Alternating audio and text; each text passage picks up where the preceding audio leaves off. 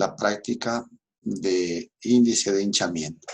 Entonces, estas dos prácticas que vamos a ver a continuación son específicas para suelos expansivos, que la característica fundamental de estos suelos es que son parcialmente saturados, ¿no? Parcialmente saturados, pues, obviamente para que puedan absorber agua y generar expansión. Si están ya húmedos o saturados, por más que estén compactos o preconsolidados, no generarían hinchamiento ni expansión, ¿ya? Solo si es que están parcialmente saturados, están en capacidad de absorber agua y poder generar levantamiento o expansión en el terreno o presión de hinchamiento, dependiendo si está o no confinado el material.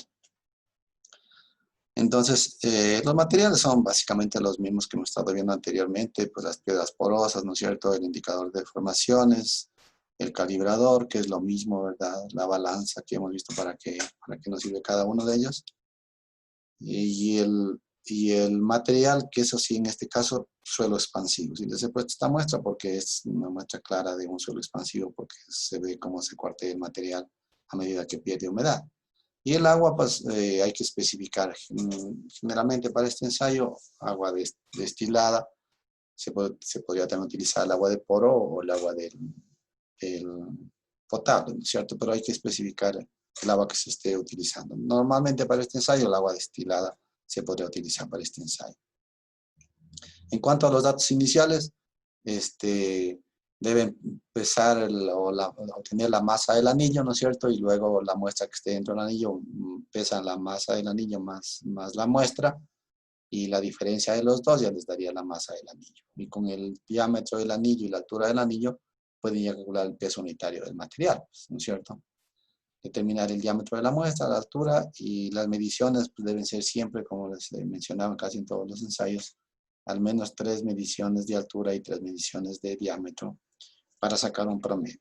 Y eso también ayuda a veces a que no cometamos errores en hacer una mala lectura cuando hacemos una sola lectura. Podemos cometer un error en hacer la lectura, registrar mal, mirar mal y hacer una mala lectura, y luego los datos no van a ser, los resultados no van a ser los esperados. Bien, en cuanto al objetivo de este ensayo, es determinar el potencial de expansión del suelo cuando la muestra se inunda con agua destilada. Básicamente es el objetivo de este ensayo. Bien, las dimensiones mínimas de la probeta deben ser de 50 milímetros y la altura de 20 milímetros. La relación que nos indica la norma es que debe estar el diámetro debe ser 2,5 veces la altura de la muestra. 2,5 veces la altura de la muestra, el diámetro del espécimen. Bien, entonces para preparar la muestra, para hacer el ensayo, pues se puede traer muestra del sitio, ¿no es cierto? Entonces esta muestra se la disgrega, el material se lo disgrega, y una vez que está disgregado se lo puede secar al aire, al material, o también se lo puede colocar al horno, pero a una temperatura de menos de 60 grados. ¿Ya? Una vez que la muestra ha sido secada, ¿no es cierto? Se la debe pasar por el tamiz número 40. Y de ahí se debe tomar 1 kilogramo como mínimo. O sea, si es que es mejor, un poco más de 1 kilogramo, mejor de ese suelo que ha sido secado de cualquiera de las dos maneras y que ha sido tamizado por el número 4. ¿Ya? Entonces, en una bandeja se coloca este material, que es mejor que sea más de 1 kilo para que, en caso que toque repetir la muestra, alcance, ¿no es cierto?, para hacer un segundo ensayo o una segunda muestra que toque moldear. Y ya les voy a explicar por qué puede pasar esto. O sea, eso es normal más bien que pueda pasar eso. ¿Ya? Luego añadimos agua hasta alcanzar el 50 más menos 2% de saturación en estado compacto. Entonces a esta muestra que está seca le añadimos agua para alcanzar una saturación del 50% más menos 2, podemos jugar ahí con más menos 2 de saturación en estado compacto. ¿Ya? Y luego determinamos ese contenido de humedad que ya logramos con el 50% de saturación, determinamos un contenido de humedad de ese suelo, y el resto de material le colocamos en una funda cerrada, una funda hermética cerrada, para proteger que el aire ingrese dentro del material, y le dejamos por un periodo de 16 horas. Esto es para que se cure el material, o sea, con ese contenido de humedad, que esté todo de manera uniforme para poder ya hacer la compactación del suelo. Entonces la idea es que esta muestra que le hemos colocado una cantidad de agua suficiente, es que toda la muestra se uniformice, y por eso se le deja como especie de curado en una funda hermética, ¿ya? Y una vez que se tiene ya esa muestra lista, ¿no es cierto? Está ahí las 16 horas, se saca esa muestra y se procede a compactar la muestra, ¿ya? Entonces se compacta la muestra, dice que si el anillo es de 25,4, o sea, de 1 pulgada, se debe compactar en una sola capa, ¿sí? Al anillo en una sola capa, y darle 15 golpes con una altura de caída de 30 centímetros. ¿A qué corresponde esa altura de caída? Pues al martillo Proctor estándar. O sea, en otras palabras, ustedes con el martillo Proctor estándar le dan 15 golpes, siempre y cuando utilicen el anillo de 25,4 milímetros, le dan 15 golpes y quedaría pues la muestra lista para ser ensayada. Pero previo a esto, ¿qué tienen que hacer? Una vez que la muestra esté compacta, ¿sí? Una vez que la muestra esté compacta, tienen ustedes que determinar el grado de saturación. Aquí es cuando ustedes verifican el grado de saturación, que debe estar ¿en dónde? En el 50 más menos 2%. Si es que esto no se cumple, tienen que repetir la muestra. ¿Ya? Ahora bien, el grado de saturación, a ver, si yo les pido que determinen el grado de saturación de este suelo que está en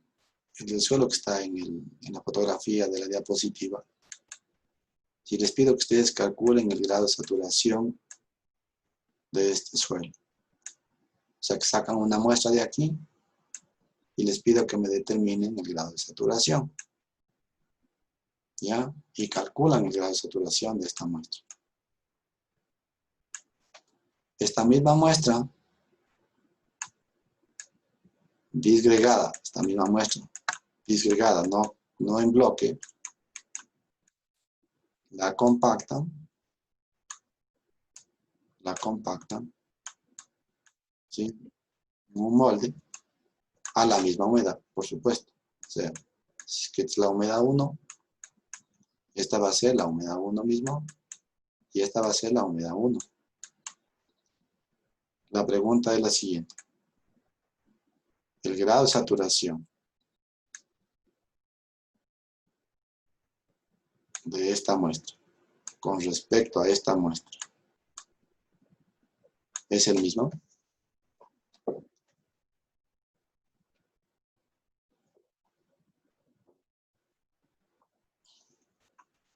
¿Qué opinan? La misma humedad, ¿no?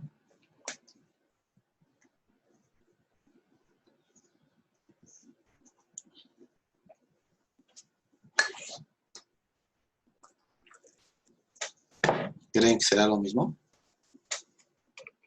¿O no? No.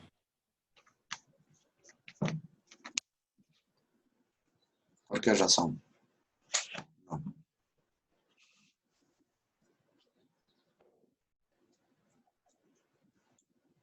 Esta es una muestra inalterada, con una Es humedad. porque el grado de saturación es el volumen de agua sobre el volumen de vacíos por 100, ¿no es cierto?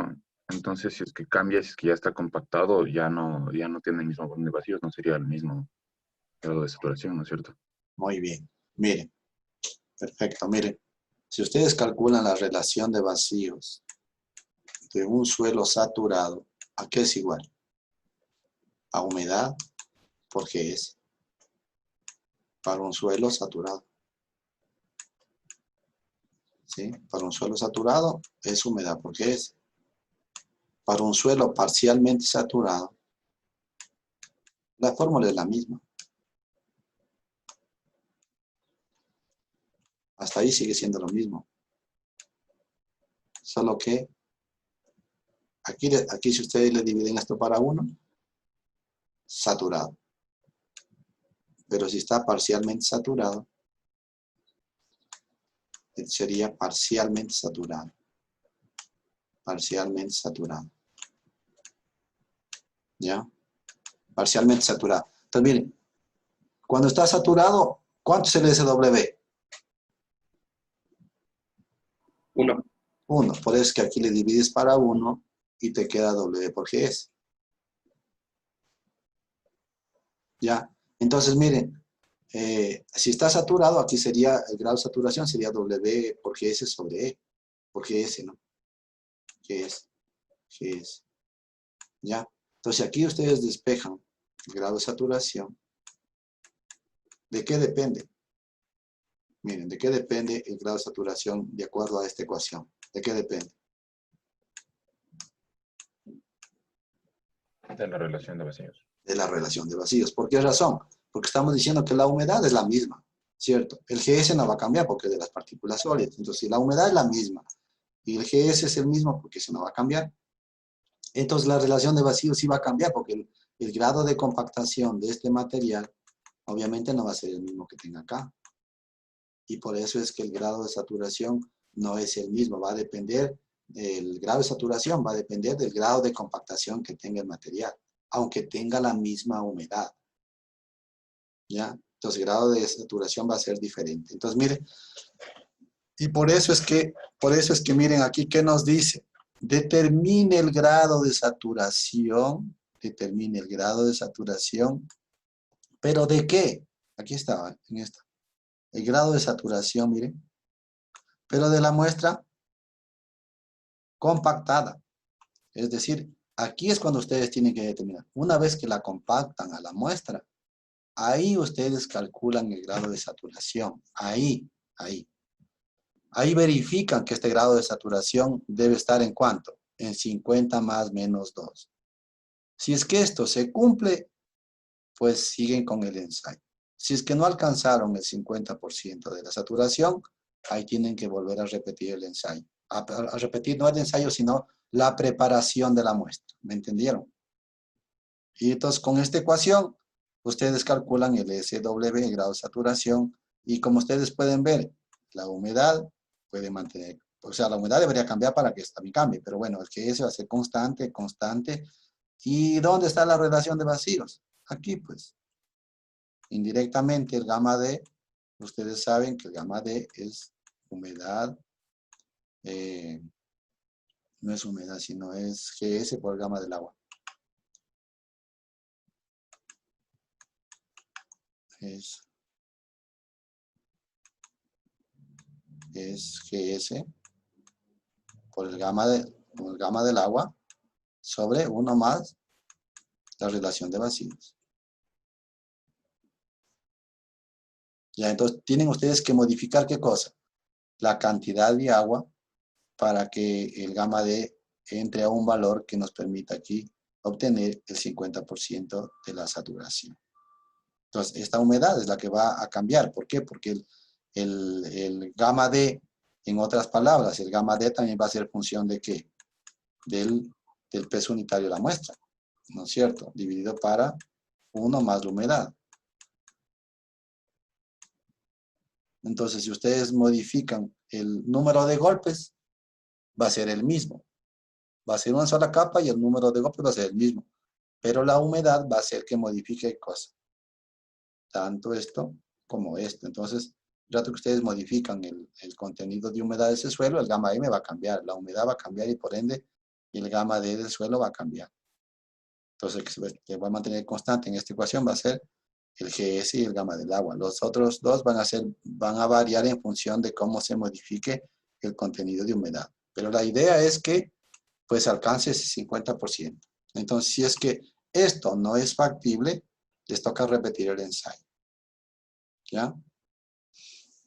Y bueno, en lo que tiene que ver a la gravedad específica, pues nos da una sugerencia ahí la norma y nos dice que si es que ese valor lo puedes asumir en 2,7.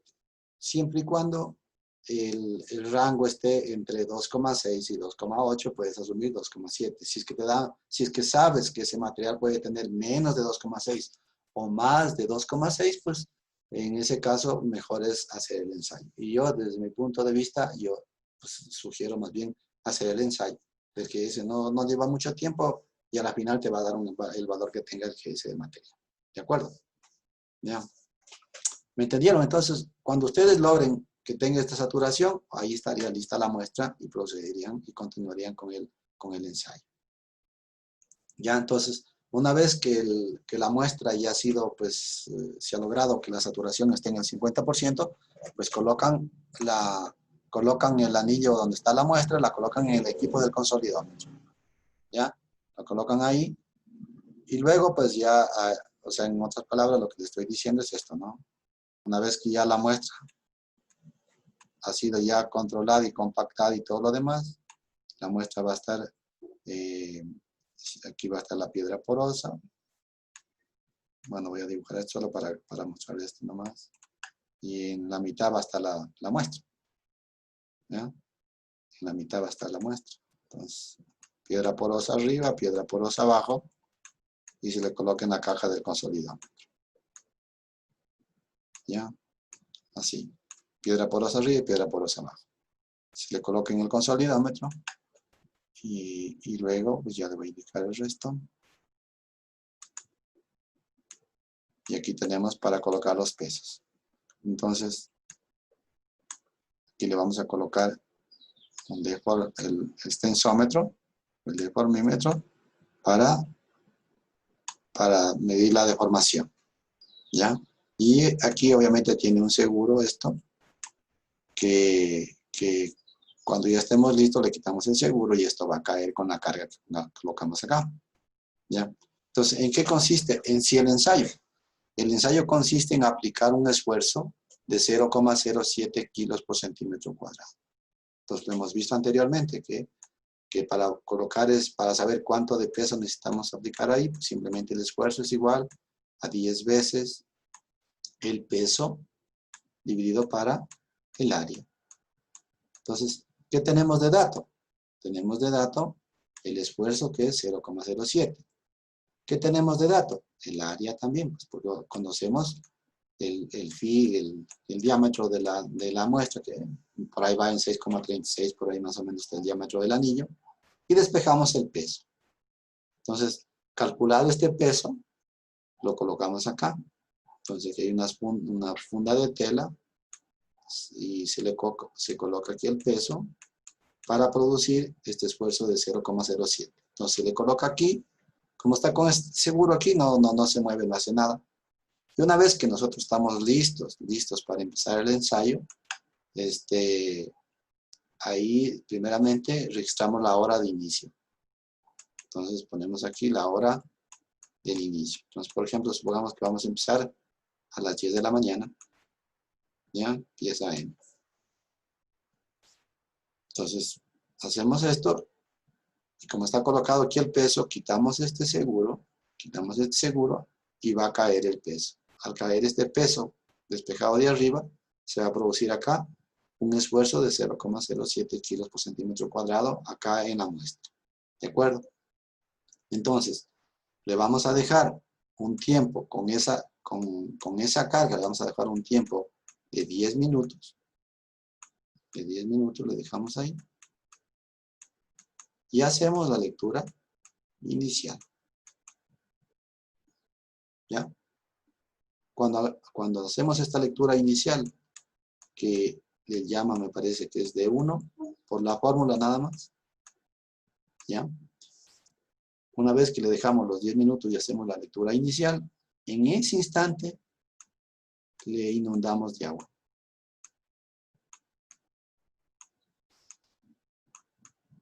¿Ya? Le inundamos de agua. Y vamos a hacer lecturas de tiempo de formación, similar a lo que hemos estado haciendo en los otros ensayos.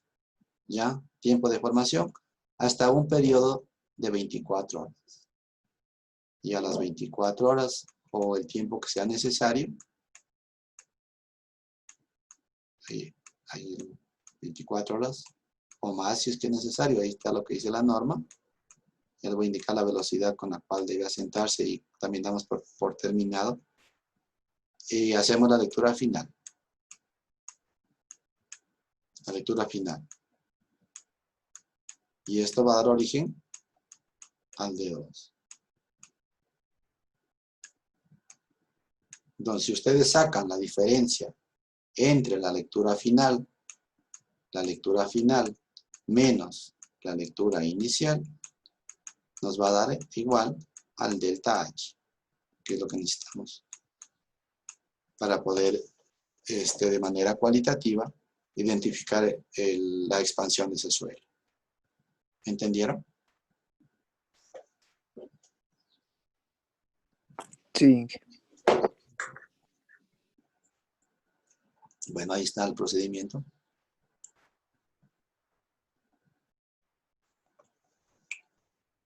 Entonces, hasta ahí hemos obtenido el D1, ¿cierto? Ahí le inundamos, le dejamos 24 horas o más. Y una vez que se ha estabilizado la muestra, tiene una velocidad de deformación, que ya les voy a mostrar en la siguiente diapositiva. Determinamos la lectura final, que viene a ser el D2.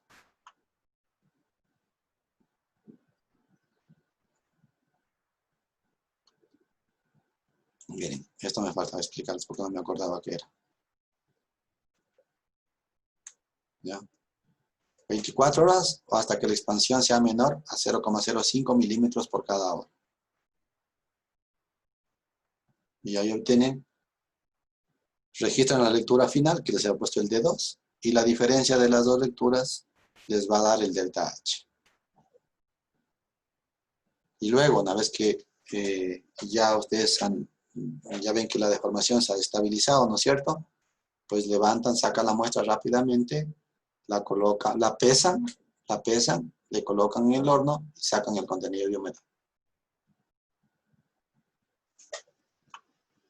Y con ese dato de delta H le dividen para 1000, le dividen para H1 y le multiplican por 1000, H1 es la altura de la muestra, le multiplican por 1000 y ya les da el índice de expansión para que ustedes puedan ingresar a esta tabla.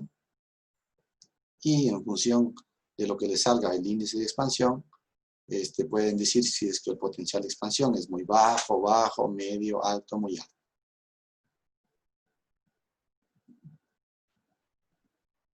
Entonces, este ensayo, así como lo hemos visto en este momento, nos permite determinar simplemente de manera cualitativa la expansión o el potencial de expansión. Pero este mismo procedimiento de ensayo se lo puede realizar para determinar el levantamiento de una cimentación. Este mismo ensayo se lo puede utilizar para determinar el levantamiento de una cimentación que les voy a explicar a continuación. Entonces, si queremos determinar el levantamiento de una cimentación, ya nosotros tenemos que aplicar ¿qué cosa? Que a esa muestra, en lugar de aplicarle el esfuerzo de 0,07 kilos por centímetro cuadrado, lo que le vamos a aplicar son los esfuerzos que realmente va a tener ese suelo a nivel de cimentación. ¿Sí? Entonces, este suelo a nivel de cimentación va a estar sometido antes de colocar la carga, ¿no es cierto? Lo hemos visto varias veces, a un esfuerzo sigma prima cero, el esfuerzo efectivo o el esfuerzo geostático. Y la cimentación va a transmitir aquí, ¿no es cierto?, un incremento de esfuerzo. Un delta sigma va a transmitir la cimentación. Entonces, si queremos nosotros calcular el SW bajo estas condiciones de carga, ¿no es cierto?, para calcular, para estimar el levantamiento de la cimentación, deberíamos aplicar este delta sigma más sigma prima cero en vez del 0,07. Entonces, miren ustedes, cogen la muestra, ahí le ponen el consolidómetro aquí, igual que lo anterior, ya, igual que lo anterior, y ahora le vamos a aplicar ¿qué cosa? La cantidad de peso necesario para producir un esfuerzo igual a ¿qué acá? A sigma prima o más delta sigma. Más delta sigma. Entonces, ese esfuerzo le van a aplicar aquí a la muestra. Entonces, el peso que sea necesario aquí para producir este esfuerzo. Igual, le van a dejar un tiempo de 10 minutos ¿sí? Un tiempo de 10 minutos. Y van a registrar, ¿qué cosa? La lectura inicial. La lectura inicial. Luego, una vez que han hecho la lectura inicial, le inundan de agua, ¿sí? Le colocan agua, ¿ya? Para que se sature, y le dejan, así como vimos, un tiempo de 24 horas, o el 0,05, creo que estaba, milímetros por cada hora, ¿no es cierto? 24 horas, y hacen la lectura final. La diferencia entre los dos les va a dar el delta H de esa muestra que está a ese nivel. ¿Me entendieron hasta ahí? Ahora bien, si la zona activa está hasta por acá, ¿qué deben hacer? Coger una segunda muestra, una tercera muestra, las que sean necesarias. Las que sean necesarias. Entonces van a tener una muestra aquí, una muestra 1, una muestra 2, una muestra 3, una muestra 4, una muestra 5, lo que sea necesario. Y a esta segunda muestra, ¿qué le van a aplicar? Un delta sigma 2 y un sigma prima 0, 2. ¿Van a ser diferentes? Claro que sí, porque el sigma prima 0, este lo toman desde el nivel 00 hasta este nivel. Este va a ser desde el nivel 00 hasta este nivel. Y el delta sigma 1, que no es otra cosa sino el sigma z.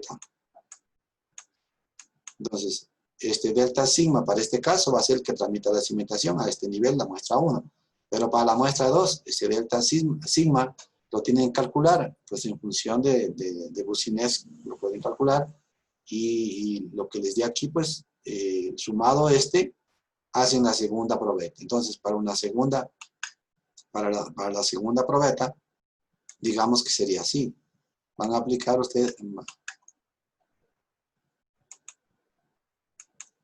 para la segunda probeta sería hechos esfuerzos, delta sigma 1, sigma 2, perdón, más el sigma 2, ahí. ¿Ya? Entonces, para la segunda probeta, aquí van a aplicar, en la segunda probeta, van a aplicar el sigma prima 0 sub 2 más el delta sigma sub 2. Y repiten el ensayo. Y calculan la lectura inicial y la lectura final. Y calculan el delta H2. Y así hacen para todas las muestras. Entonces, ¿qué es lo que van ustedes a obtener? Lo que ustedes van a obtener, si es que ya tienen el delta H1, ¿sí? O el delta H, para la muestra 1 sería así. Lo que van a obtener es el SW. ¿Ya? Y el SW aquí va a ser igual al delta H, en términos generales, va a ser el delta H para la altura de la muestra y multiplicado por 100. Por 100. ¿Ya? Delta H sobre H multiplicado por 100. Y eso sería para la muestra 1, para la muestra 2. Entonces, en definitiva, ¿qué es lo que están obteniendo ustedes? Están obteniendo aquí la profundidad en lo que sea, ¿no es cierto? En metros podría ser.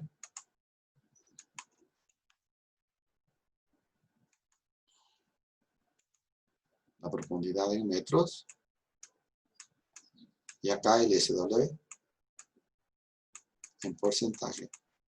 Entonces, si esta muestra está sacada a una profundidad, por ejemplo, de 2 metros, entonces a 2 metros de profundidad van a obtener un valor. Si la otra está a 3, a 4 otro valor, y así sucesivamente hasta la profundidad donde ustedes han investigado. Van calculando los valores de SW. ¿Me entendieron hasta ahí? Sí, Inge. Ya, Sí, entonces pues. mire, cuando ya tengan ustedes estos valores, voy a borrar esto. Si quieren hacer una captura, háganlo. Inge, el SW es el índice de expansión, ¿verdad? Sí. Mm. Ya, gracias, Inge.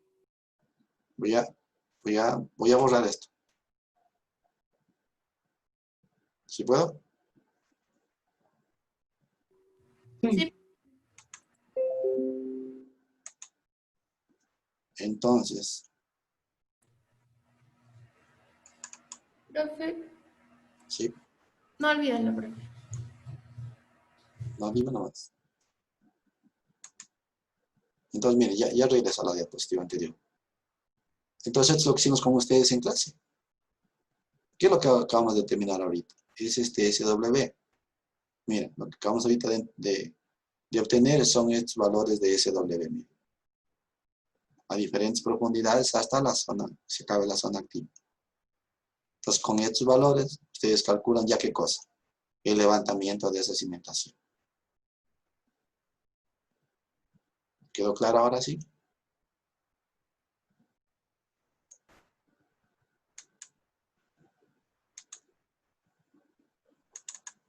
A ver, ahí estábamos. Dime. ¿No es una pregunta? ¿No? No, profe. Bueno, ahí está.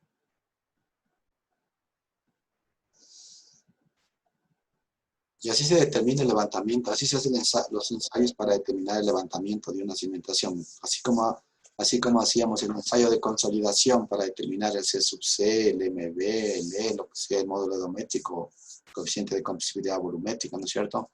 En el ensayo de consolidación para determinar el asentamiento, aquí igual estamos calculando el SW para determinar el levantamiento de la cimentación.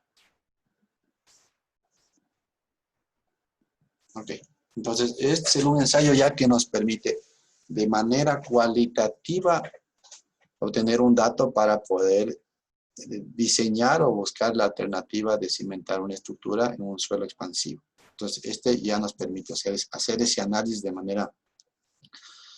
manera que podamos nosotros técnica decir, ok, necesitamos cambiar el suelo, modificar las características del suelo o poner otro tipo de suelo, ¿no es cierto? Pero ojo, eso siempre y cuando la expansión sea moderada. Porque cuando estamos hablando de suelos muy expansivos, pues hacer un mejoramiento de suelo o un reemplazo de material no tiene sentido, no lo van a lograr nunca. ¿Sí? Es como cuando tienes un edificio, ¿no es cierto?, de 10 pisos y quieres cimentarlo en una arcilla blanda, no vas a encontrar la manera de cambiar ese suelo para poder cimentar a un nivel superficial. Por más que traigas un material de lastre, le coloques debajo de eso, no vas a encontrar la manera, porque ese suelo no está en capacidad de resistir la carga de la estructura.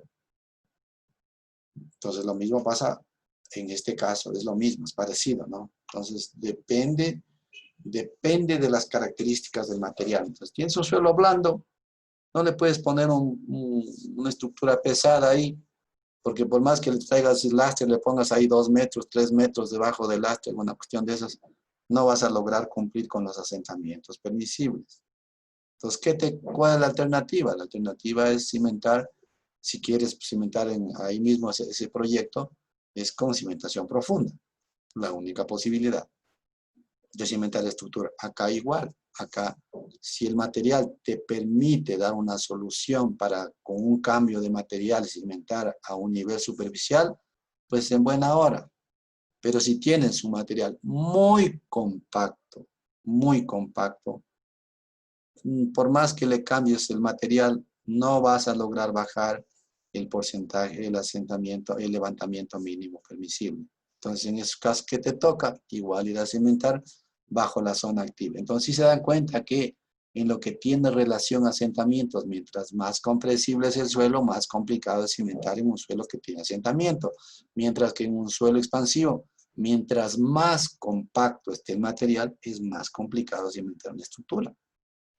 O sea, son las dos caras opuestas en lo que tiene que ver el asentamiento con el levantamiento. Son con lo opuesto, lo opuesto. Bien, y ahora nos falta simplemente determinar la presión de hinchamiento. ¿Cómo determinar esa presión de hinchamiento? Y para ello hay, yo diría, dos alternativas, pero desde el punto de vista de docencia, porque desde el punto de vista técnico habría solo esta. ¿Ya? Solo esta. Entonces, igual que en el caso anterior, si dispones tú ya de la cimentación, de hecho vas a saber, ¿no es cierto? Vas a saber qué cimentación vas a colocar ahí, ¿no es cierto? A qué profundidad la quieres cimentar, eso vas a saber. Entonces, igual que en el caso anterior, esto está sometido a un esfuerzo inicial sigma prima 0, ¿no es cierto? Y aquí le vamos a aplicar un delta sigma a este nivel de cimentación. Entonces, en la práctica, esto es lo que tú vas a colocar aquí. Y lo que nosotros queremos determinar es qué cosa.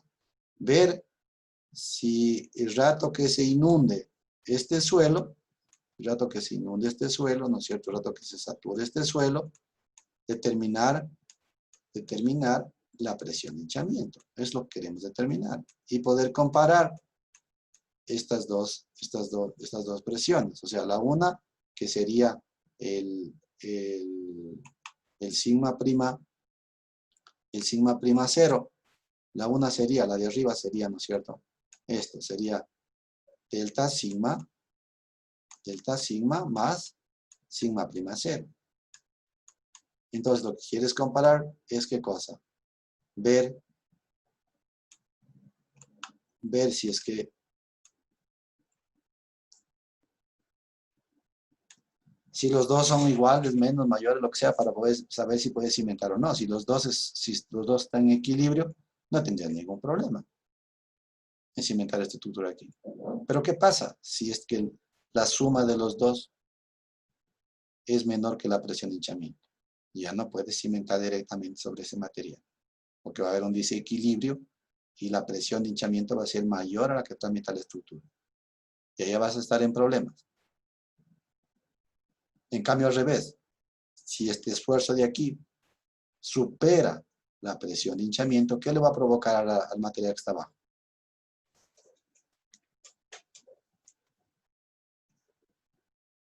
Se va a comprimir. Suficiente. Se va a comprimir. Y entonces ahí, ¿qué tienes que hacer? Tienes que hacer, ya no buscar una solución desde el punto de vista de suelos expansivos, sino desde el punto de vista de consolidación de esa arcilla. Entonces, en ese caso ya tendrías que hacer, ¿qué cosa? Un ensayo de consolidación. ¿Para qué? Para determinar los parámetros que te permitan calcular el asentamiento de esa arcilla cuando le apliques esa carga a través de esa cimentación. ¿Me entendieron? Entonces, este ensayo lo que te dice, ok, tenemos el consolidómetro, ahí, tenemos la muestra, ahí la muestra, y lo que le vamos a aplicar acá, ¿qué es? Este esfuerzo. ¿Ya? Eso le vamos a aplicar aquí. Sigma prima 0 más delta sigma. Y por eso digo que este ensayo es el óptimo para hacer esto. Es el ensayo y estos son los esfuerzos que le debes aplicar. Entonces, tú lo que determinas aquí, ya hemos visto, ¿no es cierto? El 10P, ¿no es cierto? 10P sobre el área. Y calculas cuánto de peso requieres para generar este esfuerzo que ya es conocido para nosotros, que lo reemplazamos aquí y calculamos el peso. Entonces aquí lo que hacemos es colocar este peso, aquí tiene un seguro por si acaso esto, colocamos el peso necesario para generar ese esfuerzo de sigma prima 0 más delta sigma. Colocamos aquí el deformímetro, y cuando estemos listos, solamente quitamos el seguro, va a caer la carga y se va a comenzar a deformar. Pero en sí, ¿en qué consiste este ensayo? Miren, cuando nosotros colocamos aquí la carga, estamos aquí listos para empezar el ensayo, todavía no le soltamos, está colocada la carga, pero aquí está con un seguro que no permite que esto caiga, ¿no es cierto? Entonces todavía no está aplicada la carga en la muestra, pero está aquí ya puesto el peso que corresponde a estos dos esfuerzos. Una vez que nosotros tenemos hecho listo esto, lo que vamos a hacer es colocar agua. Le vamos a colocar agua. a la muestra. Y el momento que le coloquemos agua a la muestra, si el suelo es expansivo para esta presión, va a comenzar a hacer esto. Se va a expandir. Se va a expandir el suelo. Pero, ¿en qué consiste el ensayo? Bueno, le quitamos el seguro. Primeramente, dejamos que caiga esto. Le colocamos el agua.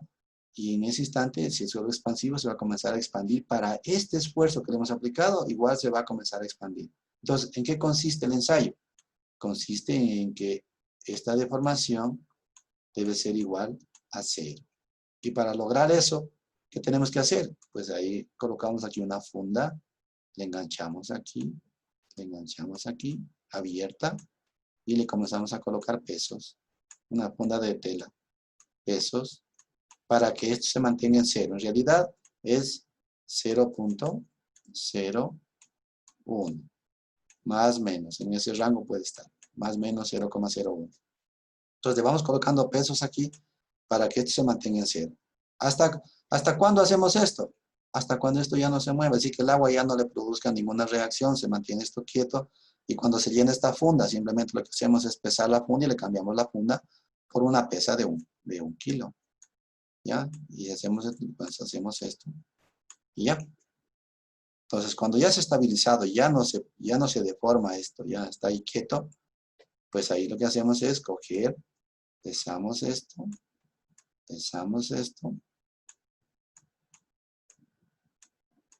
y esto nos va a dar origen a un peso 1, que es un peso adicional a este esfuerzo.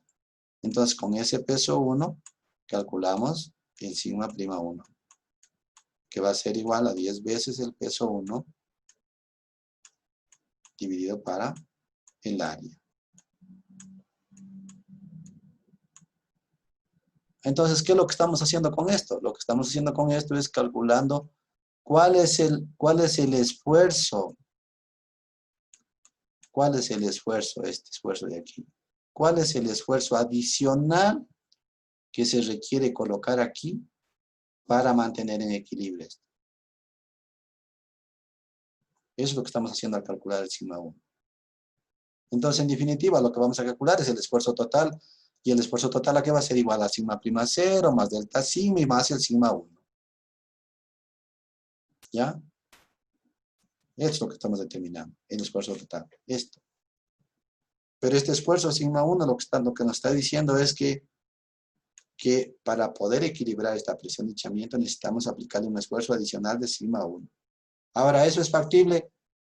Muy difícil, porque puedas tú cambiar la presión en el suelo. ¿Podrías cambiar? Sí. Si tienes una zapata, por ejemplo. Si tienes una zapata, qué sé yo, de 3x3 y dices, híjole, esa me dio una presión de tanto, pero no equilibra con la presión de hinchamiento. Entonces lo que voy a hacer es disminuir las dimensiones de la zapata. ¿Y cómo puedo lograr eso?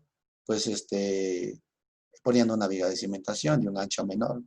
Entonces puede ser que tú aumentes la presión en el suelo, y al aumentar la presión en el suelo, puede ser que logres equilibrar ese esfuerzo. Pero siempre y cuando ese esfuerzo no sea muy grande. Si ese esfuerzo es bastante grande, olvídate. No, esa no es para nada una solución. Para nada una solución. ¿Me entendieron? Y esto es lo que se debería hacer, ¿no? Esto es lo que se debería hacer en la práctica, esto se debería hacer. ¿Por qué? Porque cuando tú le apliques estos dos esfuerzos al suelo, lo que tú estás haciendo con esa muestra es analizando la posibilidad de que este suelo o bien se expanda cuando ingrese el agua, o bien se comprima.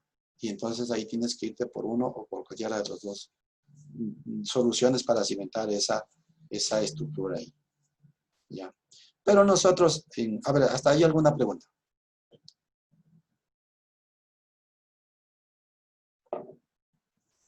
¿Hasta ahí alguna pregunta? No, profe. Inge, ¿este ensayo me permite determinar la profundidad de la zona activada? No, no, porque nos interesa saber aquí la presión de hinchamiento en el estrato superior, el estrato que está en contacto con la cimentación. De hecho, va a ser el más crítico, porque si tú te vas más abajo a coger una muestra, ¿qué va a pasar con esa presión de hinchamiento? Va a ser menor y va a ir cayendo esa presión de hinchamiento. Entonces, la crítica es justamente la que está en contacto con la cimentación, porque hacia abajo va a ser menor. Porque lo que queremos en este caso determinar simplemente es cuál es esa presión de hinchamiento cuando el suelo sea inundado con agua. Y en el anterior ensayo en donde determinamos el índice de expansión. En cambio ahí tú para poder calcular el levantamiento necesitas irte hasta la profundidad de la zona activa para poder calcular el levantamiento. Ya. O sea, son dos cosas diferentes. O sea, la presión de hinchamiento, donde se genera más presión de hinchamiento es en contacto con el nivel de cimentación. Mientras que cuando tú quieres calcular el levantamiento, tú tienes que calcular varias muestras para ir calculando el SW. Acuérdate que este SW va disminuyendo a medida que te vas en profundidad, te va a ir bajando, hasta tal punto que este va a desaparecer. Cuando pases de la zona activa va a desaparecer el SW. Y por eso estimas el levantamiento de la cimentación considerando todo el estrato que provoca levantamiento en la cimentación.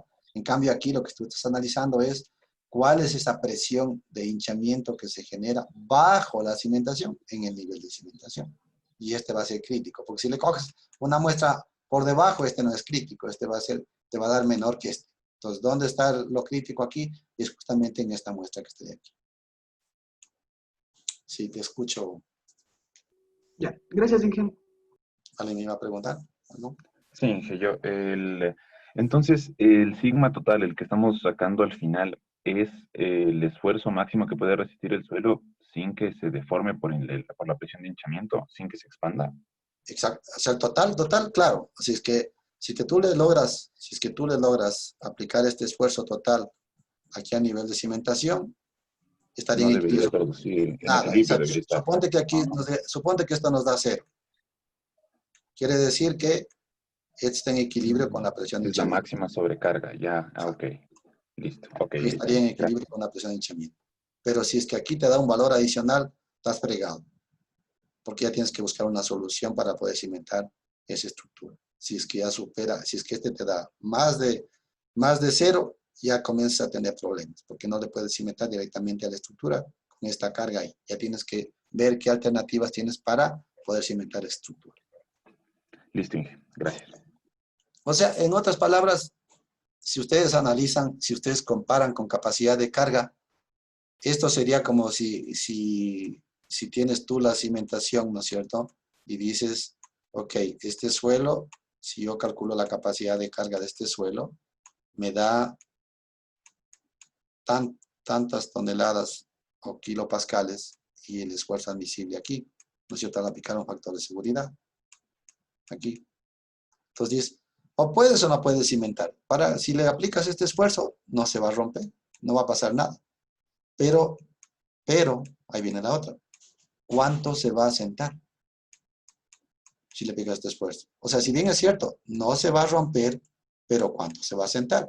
¿Está dentro de lo permisible? Listo, ahí sí le dices, ok, ahí sí yo voy por aquí.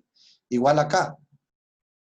Acá tienes que también siempre medir siempre el levantamiento. O sea, tú puedes comparar los dos y decir no va a pasar nada, pero aparte de eso tienes que calcular el levantamiento. ¿Entendieron? O sea, por eso es que cuando los suelos son expansivos tienes que analizar no solo la presión de hinchamiento, sino también el levantamiento. Entonces, cuando tienes las dos cosas, tienes criterio para decir, ok, yo sí puedo cimentar la estructura, hago este cambio, disminuyo la presión de hinchamiento mezclando el material con cal o cambiando el suelo. Y claro, ahí ya pues vas a mejorar las características del material. Entonces ahí si vos quieres analizar la presión de hinchamiento, si vas a colocar un pedraplén arriba, debajo de la cimentación, o un lastre, lo que sea, lo que vayas a poner ahí, te va a bajar esa presión, porque más abajo le va a estar a otro nivel ya esa presión de hinchamiento. Ya va a ser otra arcilla la que está por debajo, no la misma de arriba. Bien, entonces, esto es lo que realmente se debería hacer. Ahora nosotros en el laboratorio no lo hacemos de esta manera, y la razón es simple. ¿Por qué no hacemos en el laboratorio de esa manera con los estudiantes? Porque, por decir algo, si yo me impongo una zapata, ¿no es cierto? Si yo me impongo una zapata que tiene una carga determinada, ¿no es cierto? Yo me pongo una zapata aquí y digo, bueno, me voy a imponer. Pues, voy a decir que esta sobrecarga Q que está actuando aquí, digamos que es, por ejemplo, cojamos aquí 20, para facilitar el cálculo, 20 kilonewtones por metro cúbico. Si le ponemos 2 metros, me daría 40 kilopascales de carga aquí. Y supongamos que para facilitar el cálculo, supongamos que acá está transmitiendo una casa pequeña, para que se haga redondo el número, 110 kilopascales que transmite la estructura. Esos son 11 toneladas metro cuadrado. ¿Ya? Lo que transmite la estructura. Entonces, ok. Entonces vamos con los estudiantes, ¿no es cierto? Y vamos acá, moldeamos la muestra. Y calculamos 40 más 110, nos daría 150 kilopascales aquí, ¿no es cierto? Y buscamos aquí, le ponemos los pesos para que me dé ese valor. ¿Ya? Y soltamos esto. Pones el agua y en lugar de hincharse la muestra, se asienta. Entonces tú vas al laboratorio a hacer este ensayo y resulta que cuando vas a hacer el ensayo, te tapas con que la muestra se asentó y vas a decir, chuta, ya no nos vas a creer que existen solos expansivos. Porque no vas a apreciar que en el deformímetro comenzó a expandirse. Entonces, por eso es que nosotros no lo hacemos de esta manera cuando damos esta práctica en el laboratorio. Lo hacemos con la alternativa 2.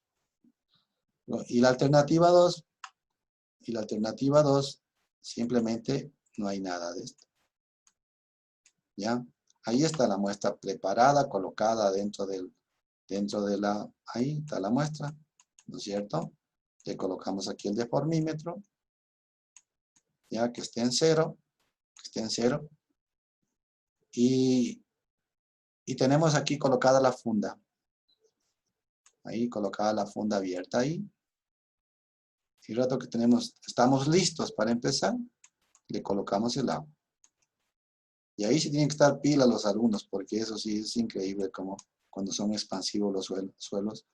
Le colocas agua e inmediatamente tienes que aquí comenzar a poner carga, rapidísimo. Se te puede llenar la funda. En un ratito se llena la funda y le pesas. Y esto normalmente te da más de 1 kilo. Entonces lo único que tienes que hacer es quitar esa funda y poner una pesa de 1 kilo. Vacías la funda y le vuelves a colocar arriba y le llenas otra vez y le vas colocando aquí, reemplazando los kilos que sean necesarios. Pero eso es rapidísimo. Si te descuidas, y acuérdate que aquí la deformación tiene que ser ¿qué cosa? 0, es decir, que solo se puede mover más menos 0.01. Entonces, como son grupos de estudiantes de 5, 6 o 10 estudiantes, cada estudiante se queda 1 hora. Eso es lo que se les sugiere a los estudiantes. Se quede permanentemente 1 hora porque no puede descuidarse. Esto no puede pasar de aquí. Si es que eso llega a pasar, ya se desbordó la muestra por aquí y ya no vale el ensayo. Entonces el estudiante tiene que quedarse ahí 1 hora hasta que venga su compañero a darle el relevo. Bien, entonces, ¿qué es lo que hacemos? Lo que hacemos es colocar las cargas necesarias para que esto se estabilice. Cuando ya ves que esto ya no se mueve nada, ya se ha estabilizado, ahí quiere decir que se ha terminado el ensayo. Entonces lo que haces tú es, ¿qué cosa?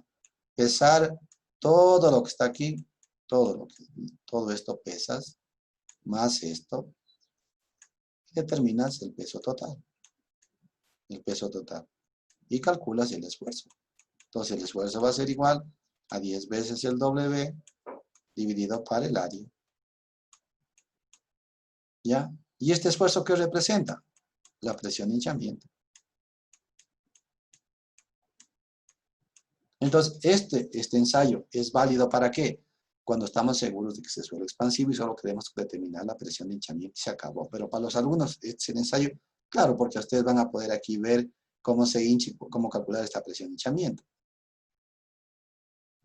¿Me entendieron? A la final estamos determinando una presión de hinchamiento que viene a ser, pues esta que está aquí. ¿Ya? Esta que está aquí. Pero esta solo nos sirve para calcular la presión de hinchamiento. En cambio, cuando nosotros le aplicamos estos esfuerzos, en cambio ahí podemos analizar las dos cosas, o asentamiento o levantamiento. O sea, eso es lo importante de aplicar estos esfuerzos. Mientras que cuando haces de esta manera, solo lo que estamos determinando solo es la presión de hinchamiento. Y luego tú vas a decir, ok, comparemos esta presión de hinchamiento con lo que transmite la estructura. Si es factible, podemos cimentar directamente. Si no es factible, tenemos que ver si es que podemos o no solucionar el problema. Ahora miren ustedes, yo les comentaba a ustedes que en Esmeraldas habíamos hecho unos ensayos que nos dio 8 kilos por centímetro cuadrado. Ya, si el diámetro del anillo es 6,36 centímetros, les pregunto a ustedes, ¿cuánto de peso necesitamos colocar para producir este esfuerzo? A ver, calculen, por favor.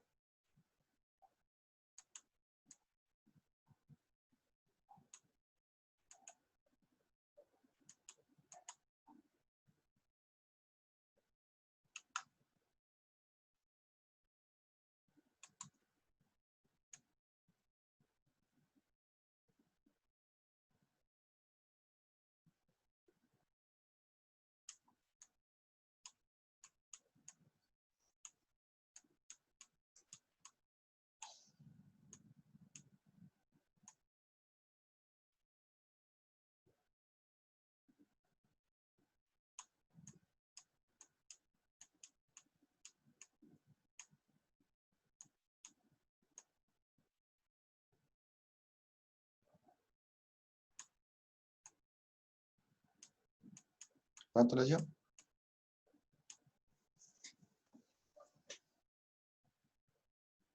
¿Cuánto les dio?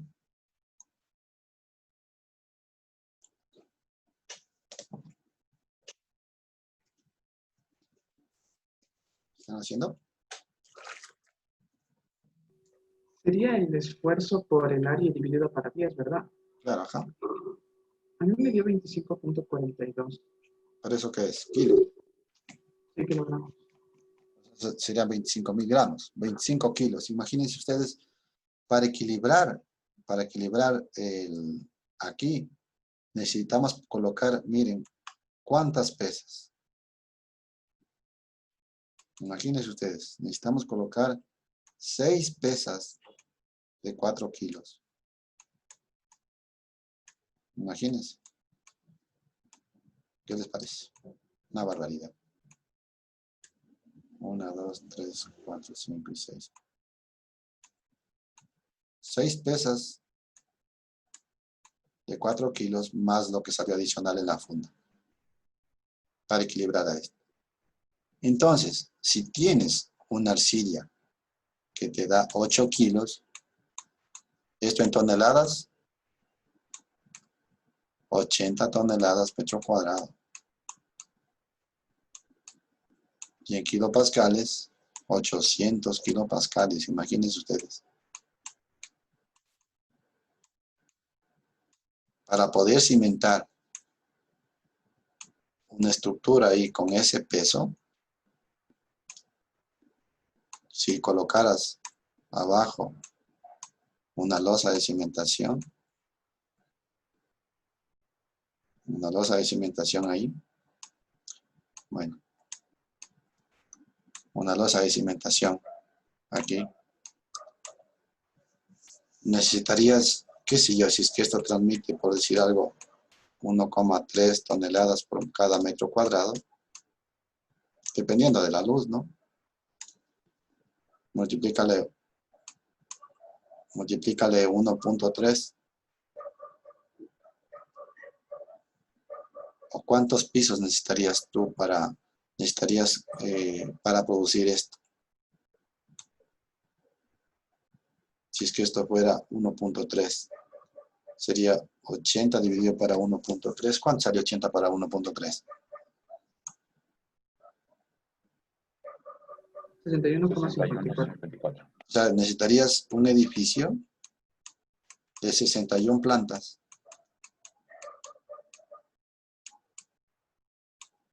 De 61 plantas para cimentar esta estructura aquí. Es decir,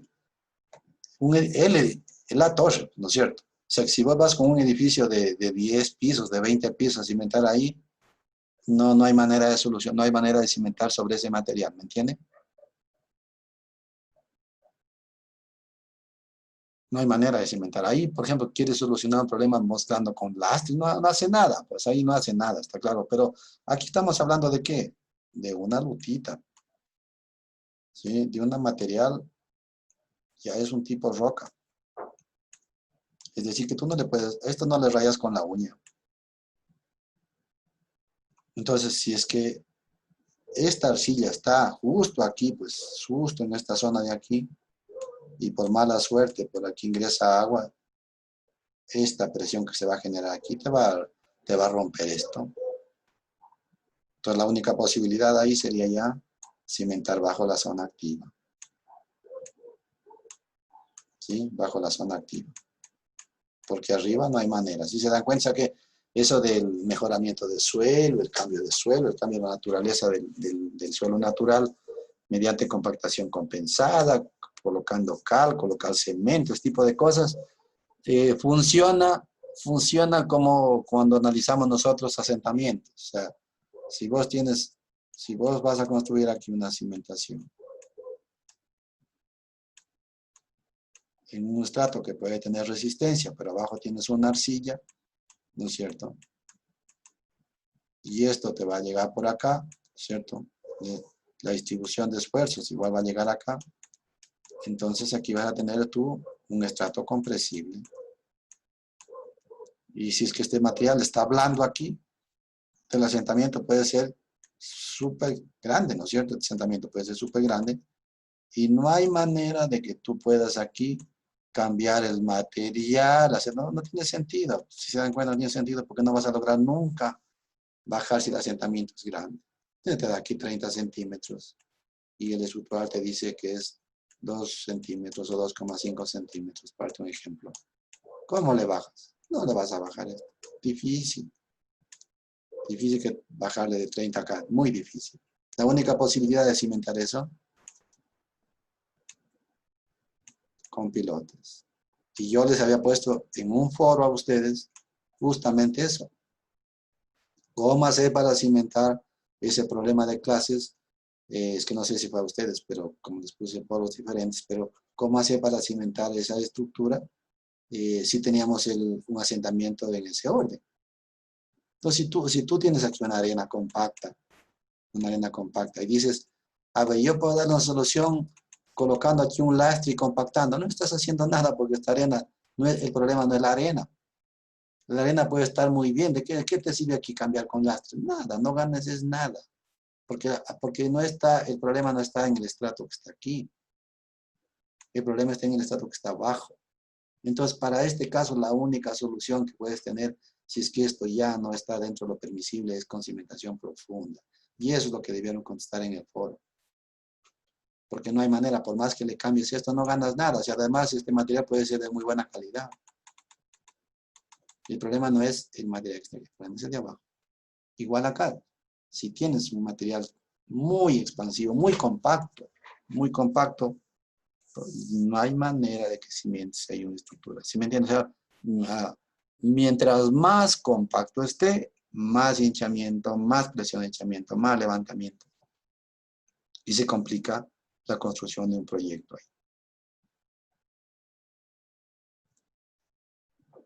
Y aquí viene todo lo contrario a lo que son los suelos blandos, ¿no? Porque aquí, mientras más pesada sea la estructura,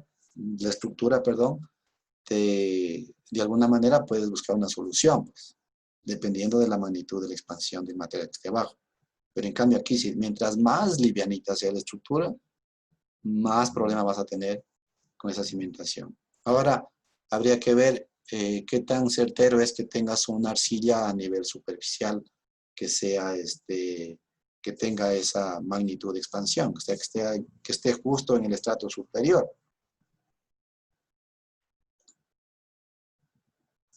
¿Me entendieron?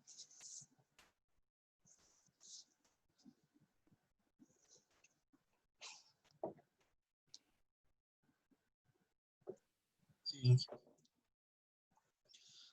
Bueno, como ustedes pueden ver, pues en lo que concierne a suelos expansivos y suelos colapsables, ambos producen, y suelos blandos, los tres son materiales muy complicados para cimentar. Los tres. Y a eso súmale los suelos licuables, los suelos orgánicos, los rellenos. Y para mala suerte, de nosotros tenemos toda esa gama acá en el Ecuador. Entonces, un relleno tiene un comportamiento similar si tuvieras un suelo muy compresible, como puede ser una turba.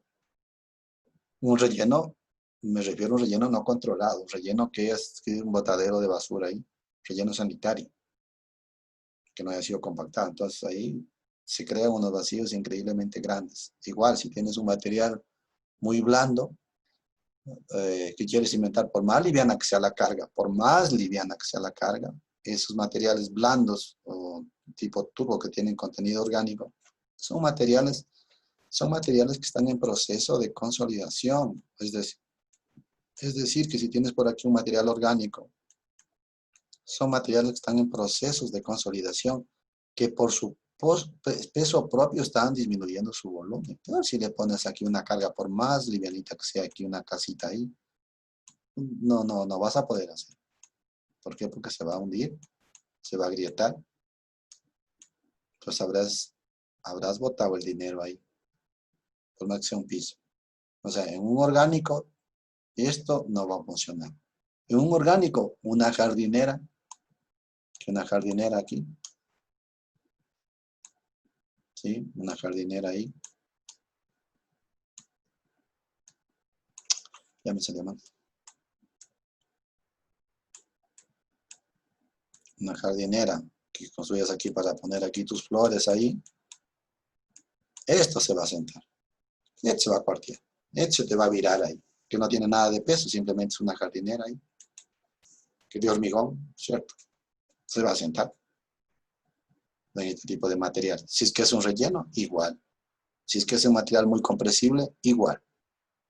Y en cambio, si tienes una arcilla,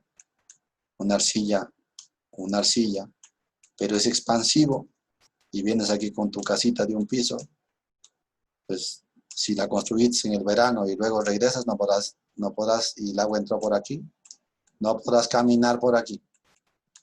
Entonces te encontrarás totalmente reventado todo esto.